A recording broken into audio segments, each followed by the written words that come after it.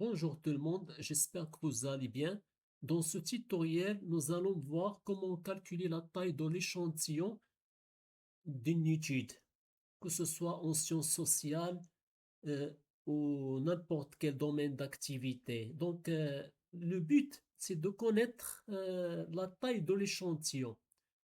Donc, la taille de l'échantillon pour cette étude. Après cet outil que je vais présenter, qui est G-Power, cet outil nous a permis de calculer la taille de l'échantillon convenable pour chaque étude en fonction des variables dépendantes et variables indépendantes. Par exemple, si on a une étude euh, avec deux variables indépendantes, c'est grâce à cet outil J-Power qui c'est un outil gratuit.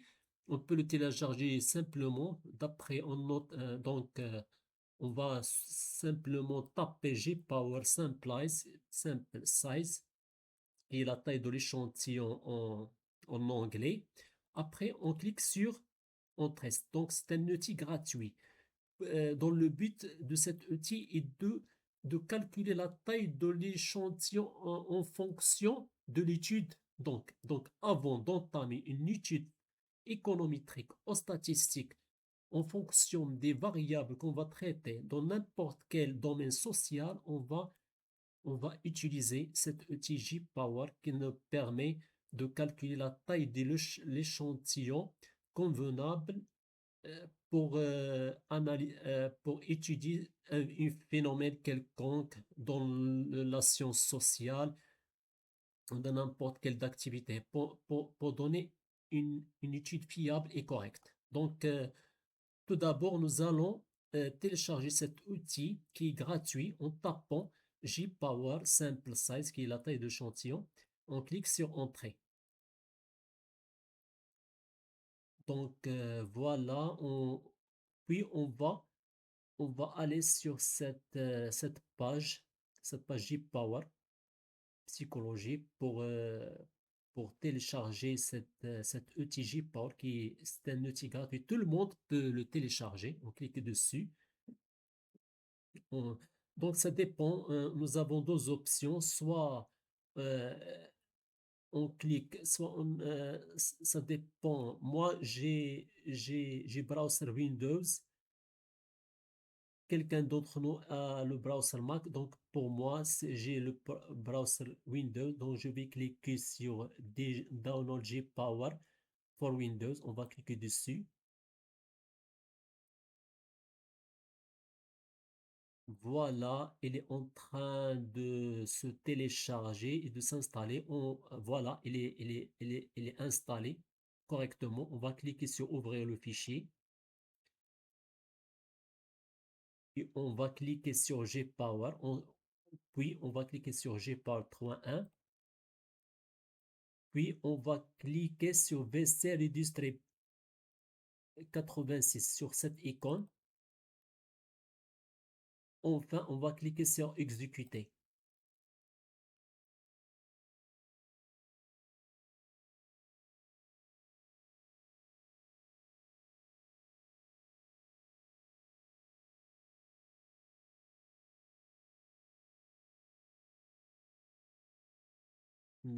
S'il vous plaît, j'ai fait une erreur. Donc, on va cliquer sur GPowerNet. Je m'excuse, j'ai fait une erreur. Je clique sur Exécuter. Voilà. Voilà le petit GPower. Je vais refaire un nouveau. Donc, je vais cliquer sur GPowerNet. Sur cette icône, on clique dessus pour lancer notre outil. Ensuite, on va cliquer sur Exécuter. Voilà notre outil G-Power. Comme vous le voyez, c'est un outil gratuit. Donc, on a à gauche les tests, famille des tests. On a, par exemple, on a quatre familles de tests. On a F-test, T-test, qui de test et Z-test. Pour notre cas, On va choisir par exemple, nous allons étudier, dans notre étude économétrique, on va étudier dans le domaine sciences sociales. C'est la raison pour laquelle on va cliquer, on va choisir F-test. F-test, tout ce qui analyse ANOVA, INCOVA, etc. Et pour étudier un phénomène dans le domaine social, on va choisir soit la régression multiple ou la régression structurelle. Dans notre cas, dans le domaine de sciences sociales, pour étudier un phénomène dans le domaine social, on va cliquer, on va choisir régression multiple. On va choisir cette icône, cette option, Linear Multiple Regression Fixed Model, R de Deviation from Zero. On va cliquer.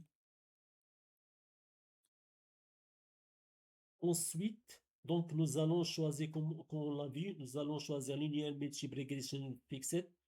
Ensuite, nous allons choisir, donc avant début de l'étude économétrique, n'importe quelle étude dans le domaine social, on va choisir cette, cette option a priori, Compute Required Sample Size given alpha, power and effect size.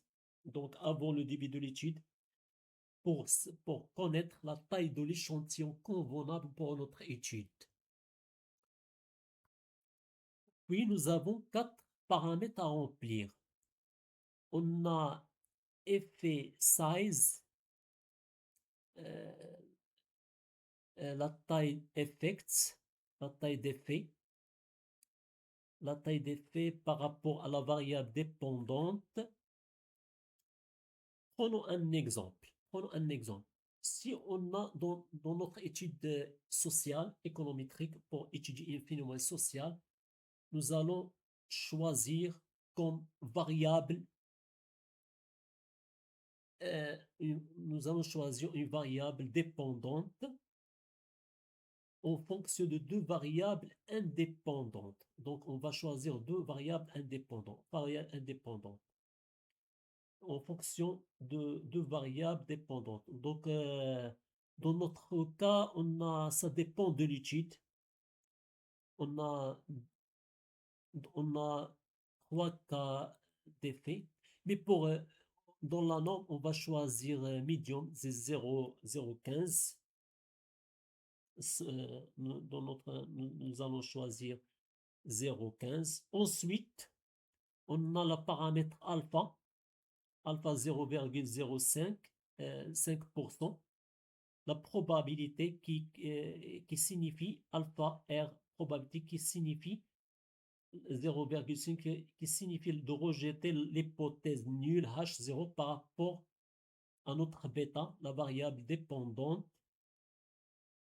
alors qu'il ne fallait pas le rejeter. Par exemple, donc ce qui signifie cet alpha en probabilité de 0,05.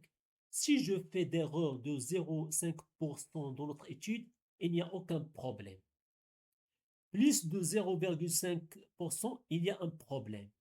Donc, à l'inverse, 0,1 moins alpha, qui est 1 moins 0,5, c'est 0,95, signifie je ne fasse pas d'erreur. 95%, je ne fasse pas d'erreur. Donc, dans ce cas, notre étude, c'est ça les normes pour calculer la taille de l'échantillon en fonction de ces paramètres. Donc, pour que notre étude soit bien et que la taille de l'échantillon soit, il faut que alpha ne doit pas dépasser 0,05. Alpha, la probabilité ne doit pas dépasser 0,05. Il ne doit pas être inférieur à 0,95. C'est-à-dire, si je fais une erreur 0,05, il n'y a aucun problème. Notre étude, il est bien. À l'inverse, si je fais par exemple 0,70, il y a une erreur. Donc l'étude n'est pas fiable. Donc c'est la norme 0,5 pour alpha. Si je fais des erreurs, il n'y a aucun problème. Pour 1 moins alpha, 0,95. Si je fais je ne devrais pas faire une 95%, je ne devrais pas faire de l'erreur. Pour notre cas, c'est le la paramètre number of predictors, c'est le nombre de variables indépendantes. Pour notre étude, par exemple, cet exemple, étude de cas, j'ai choisi deux variables indépendantes. Donc, donc ensuite, je clique. Quand j'ai rempli ces paramètres, je clique sur Calculate. Voilà, donc voilà, on a calculé la taille de l'échantillon convenable pour notre étude en sciences sociales. Donc la taille de l'échantillon pour notre étude, elle doit avoir 107, comme vous le voyez, la simple size qui est en anglais. En français, c'est la taille de l'échantillon convenable et fiable.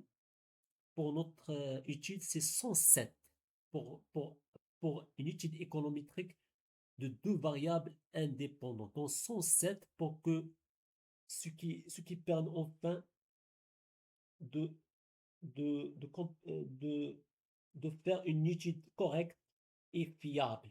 Merci pour votre attention. Avant, avant d'entamer une étude, il faut tout d'abord calculer la taille de l'échantillon convenable pour que notre étude soit fiable et correcte. Donc, notre cas, c'est pour l'étude économique qu'on a pour deux variables indépendantes concernant une étude d'un phénomène social, c'est la taille de l'échantillon. La norme, c'est 107. C'est 107. C'est 107, c'est 107 individus.